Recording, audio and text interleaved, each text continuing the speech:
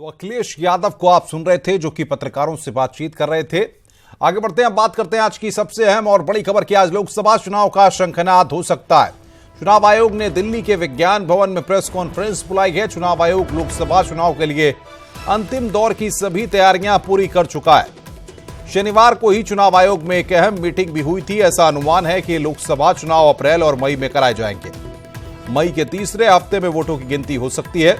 चुनाव 7 या 8 चरणों में संपन्न कराए जा सकते हैं। लोकसभा चुनाव के साथ ही आंध्र प्रदेश, सिक्किम, उड़ीसा और अरुणाचल प्रदेश में विधानसभा चुनाव की तारीखों की घोषणा हो सकती है।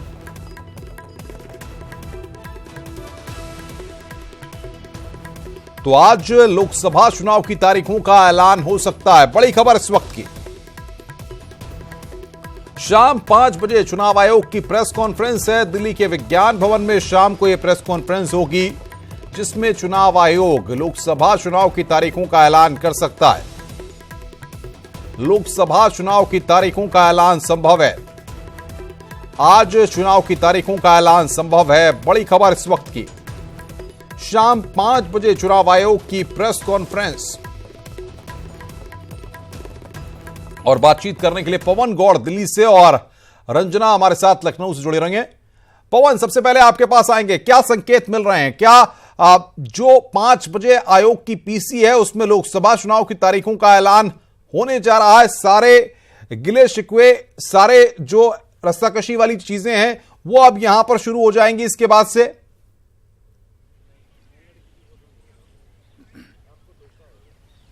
देखिए अनुपम, आपको बताना चाहूंगा कि पिछले कुछ दिनों से लगातार चुनाव आयोग अन्य अन्य प्रदेशों में जाकर अपनी रिव्यू मीटिंग ले रहा था और पिछले लगातार 2 दिन से शुक्रवार और शनिवार चुनाव आयोग ने दिल्ली में स्थित अपने जो ऑफिस है उस पर लगातार जो चुनाव आयोग से संबंधित जितने भी अधिकारी हैं उनके साथ उन्होंने बैठक करने में लगातार जितनी भी तैयारियां हैं चुनाव से संबंधित उनकी रिव्यू बैठक की थी। और एक तरह से समझा जाए तो उसको एक फाइनल तैयारी, जो फाइनल टच जिसे बोलते हैं, वो कर लिया था।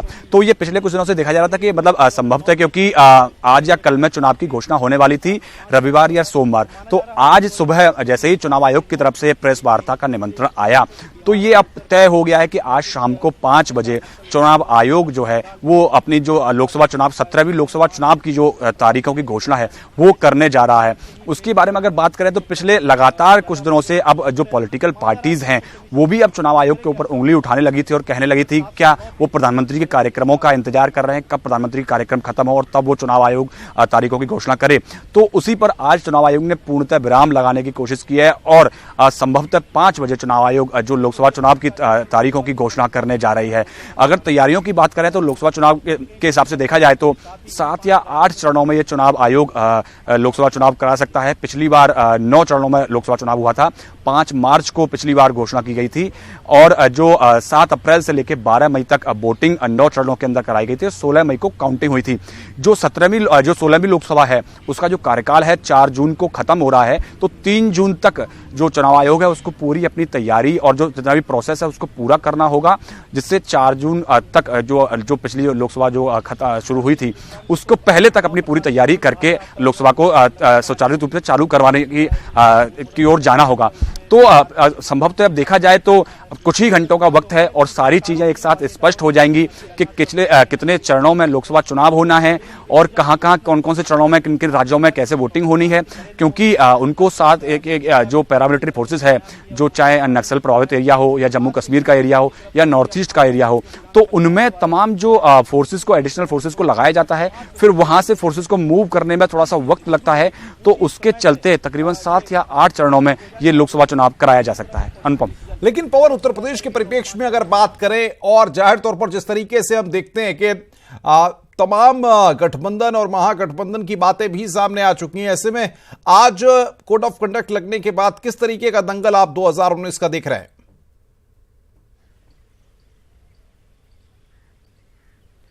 देखिए, अगर बात करें उत्तर प्रदेश की तो सपा और बसपा और आरएलडी वो पहले से ही अपना गठबंधन लॉक कर चुके हैं। हालांकि पिछले कुछ दिनों से ये खबरें भी आ रही थी कांग्रेस को भी इस महागठबंधन में शामिल कराया जा सकता है, लेकिन कल ज्योतिरादित्य सिंधिया ने ये स्पष्ट कर दिया कि कांग्रेस उत्तर प्रदेश के अंदर अकेले लड़ने जा रही है। हालांकि हमारा जो मोटो है वो एक ही है, बीजेपी को रोकना, लेकिन अभी इस चुनाव में कांग्रेस अकेले ही चुनाव लड़ने जा रही है, ये ज्योतिरादित्य सिंधिया का कहना था। अगर बात करें बीजेपी की, तो बीजेपी की जो सहयोगी हैं वो बहुत नाराज चल रहे थे, चाहे ओम प्रकाश राजभर हों या अपना दल से अनुप्रिया पटेल हों।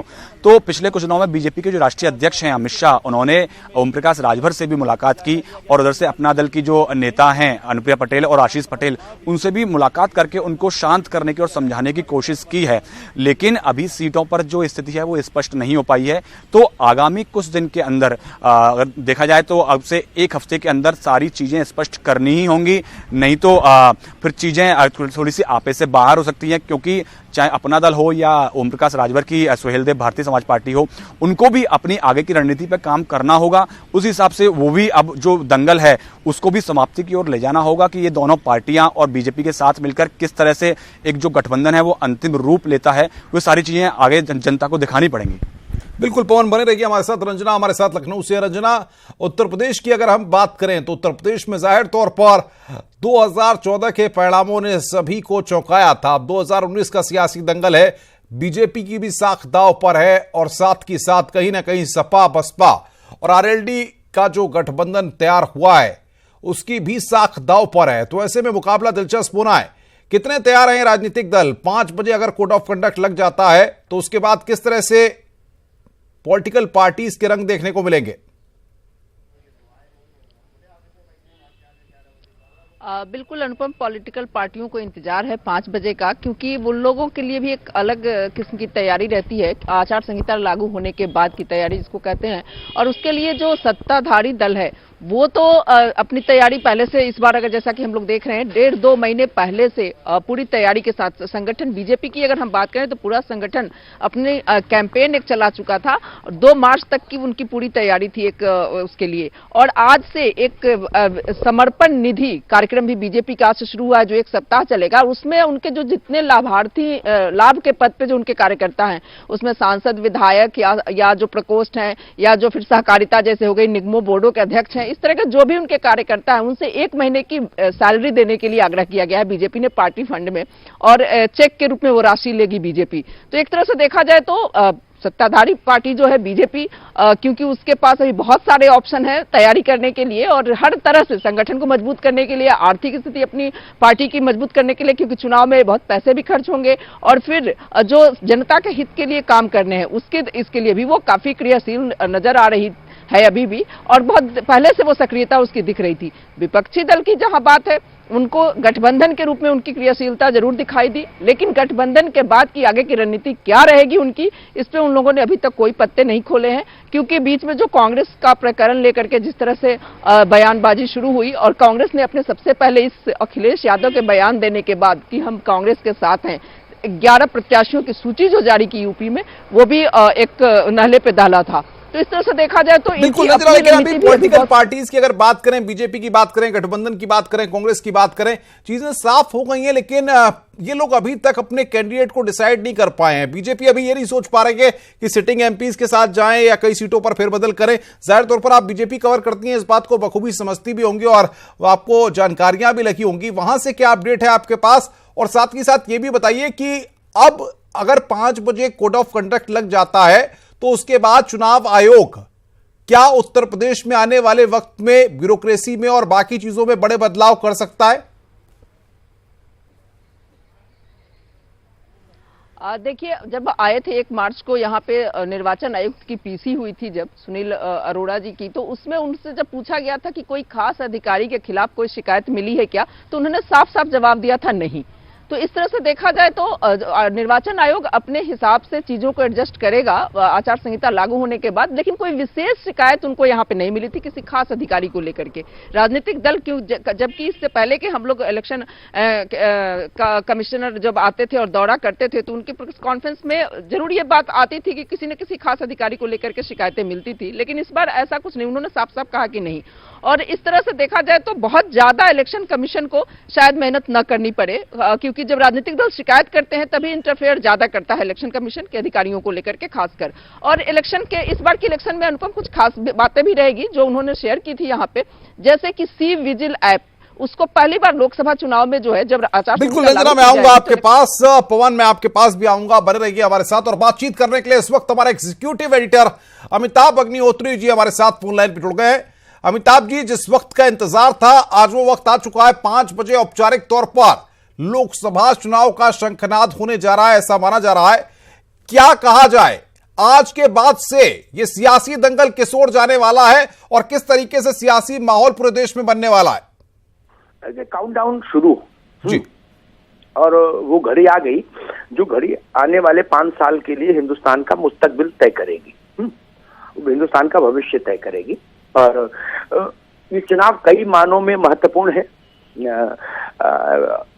जहां भारतीय जनता पार्टी के सामने ये चुनौती है कि वो एनडीए के साथ दोबारा सत्ता में आए, नरेंद्र मोदी जी के सामने ये चुनौती है, वहीं विपक्ष के सामने भी जो 2014 का चुनाव है वो एक बहुत कड़वा अनुभव है। कड़वा अनुभव मैं इसलिए कहता हूं, बहुत महत्वपूर्ण पार्टियों को देखिए। सबसे महत्वपूर्ण पार्टी हिंदुस्तान के राजनीतिक इतिहास में कांग्रेस है।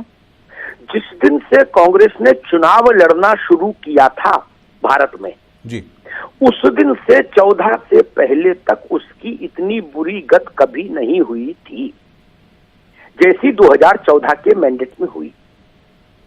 इमरजेंसी के बाद जब 77 में चुनाव हुआ, पूरा हिंदी भाषी भारत इंदिरा जी के खिलाफ खड़ा था, तब भी कांग्रेस 120 सीट जीतकर आई थी लोकसभा में। इस बार 44 सीट थी। बहुजन समाज पार्टी, जिसके पास एक मजबूत सामाजिक समीकरण रहा लंबे अरसे से, जब से वो अस्तित्व में आई, उस पार्टी का लोकसभा में खाता नहीं खुला। तमाम राज्य ऐसे थे जहां भारतीय जनता पार्टी ने 100% सफलता पाई थी। जी, देश का सबसे बड़ा सूबा था जहां 80 में 73 सीटें एनडीए के पास थी। केवल वही लोग जीत पाए थे जो बहुत बड़े राजनेता थे या उनके परिजन थे। उत्तर प्रदेश से कांग्रेस में केवल सोनिया जी और राहुल जी जीत पाए थे। तो इतना बड़ा एक विपक्ष के लिए सुनामी जैसा दृश्य था 2014, उससे उबरना है उसको। अब उबर पाएगी नहीं उबर पाएगी, यही एक बड़ी कसौटी है, बड़ी चुनौती है। और इसी चुनौती के मद्देनजर आपने देखा होगा कि इंडियन पॉलिटिक्स में एक बहुत बड़ी परिघटना हुई इस चुनाव के मद्देनजर, जब समाजवादी पार्टी और बहुजन समाज पार्टी एक साथ आए। मुझे याद है अनुपम, जब कॉमरेड हरकिशन सिंह सुरजीत थे जिंदा, यूपीए 1 का समय था जी, तो मैंने एक बार हरकिशन सिंह सुरजीत से पूछा, मैंने कहा कि आपके मन में कोई इच्छा ऐसी है जो अधूरी रह गई हो? हरकिशन सिंह सुरजीत, मैं बता दूं अपने दर्शकों के लिए, वो इंडियन पॉलिटिक्स के चाणक्य कहे जाते थे और मेल मिलाप कराने की उनकी बड़ी अद्भुत शैली थी जी। तब उन्होंने मुझसे कहा था कि अग्निहोत्री, मैं एक काम नहीं कर पाया। तब काशीराम जी जिंदा थे। उन्होंने कहा, मैं ये चाहता था कि काशीराम और मुलायम सिंह को एक साथ ले आऊं दोबारा जी। यानी वो उतनी बड़ी घटना थी जो इच्छा रह गई, हो नहीं पाया। वो प्रयोग भी इस बार हो गया, मायावती और अखिलेश यादव एक साथ आ गए। बिल्कुल। तो जितने प्रयोग हो सकते हैं विपक्ष के पास, विपक्ष ने भी सारे अस्त्र शस्त्र तीर कमान सुसज्जित कर लिए। इसलिए चुनाव बहुत क्रूशियल है। विपक्ष को ये पता है कि अगर 14 जैसा पुनरावर्तन 19 में हुआ तो विपक्ष के लिए बहुत मुश्किल हो जाएगी, फिर सर्वाइवल का सवाल खड़ा हो जाएगा, अस्तित्व का संकट। बिल्कुल। ये आप देखिए 2014 के बाद जितने भी राज्यों के चुनाव हुए हैं उसमें भी बीजेपी का सक्सेस रेट 60% से ऊपर है, ठीक है ना। हालांकि इसी में उत्तर प्रदेश में 2 महत्वपूर्ण लोकसभा सीटें, फूलपुर और ये गोरखपुर और ये इनका केशव मौर्य की सीट कौशाम्बी, ये हारे हैं। लेकिन फिर भी मैं मानता हूं कि एक नई राजनीतिक, उत्तर प्रदेश के संदर्भ में मानता हूं कि एक नई राजनीतिक केमिस्ट्री उत्तर प्रदेश में आई है जी। 25-26 साल पहले वो केमिस्ट्री दिखाई दी थी हमको, जब काशीराम और मुलायम सिंह एक हुए थे। अब वो केमिस्ट्री जमीन पर, ग्राउंड जीरो पर कितना असर डाल पाएगी, ये केवल उत्तर प्रदेश की राजनीति प्रभावित नहीं करेगी। अगर सपा बसपा का गठबंधन जमीन पर परिणाम देने वाला रहा तो आप लिख लीजिए पूरे देश की राजनीति प्रभावित हो जाएगी उससे। बिल्कुल। पूरे देश का मैंडेट प्रभावित होगा। और अगर ये प्रयोग जमीन पर एक रस नहीं हुआ या जैसी उम्मीद है सपा बसपा को वैसा नहीं हुआ तो भारतीय जनता पार्टी और उसके गठबंधन के लिए ये बिल्कुल सुपर एक्सप्रेस हाईवे होगा फिर चुनाव। इसलिए सबसे महत्वपूर्ण होगा उत्तर प्रदेश। उत्तर प्रदेश क्या सोच रहा है इस पर 2019 की सरकार, उसका स्वरूप, आकार, प्रकार बहुत कुछ निर्भर करेगा। बिल्कुल अमिताभ जी, बहुत बहुत शुक्रिया हमारे साथ जुड़ने के लिए। तो उत्तर प्रदेश क्या सोच रहा है, अमिताभ अग्निहोत्री हमारे एग्जीक्यूटिव एडिटर इस बात को कह रहे हैं। उत्तर प्रदेश काफी कुछ तय करेगा। लोकसभा चुनाव की तारीखों का ऐलान शाम 5 बजे संभव है और लगातार न्यूज़ 18 आपको जो भी जानकारियां हमारे पास आ रही हैं सबसे बड़े एक्सपर्ट के साथ, यहां पर सबसे पहले हम आपको दे रहे हैं शाम 5 बजे चुनाव आयोग की प्रेस कॉन्फ्रेंस और लोकसभा चुनाव का शंखनाद होने की उम्मीद। जो भी अपडेट आएगा उसको न्यूज़ 18 अपने दर्शकों तक सबसे पहले पहुंचाएगा।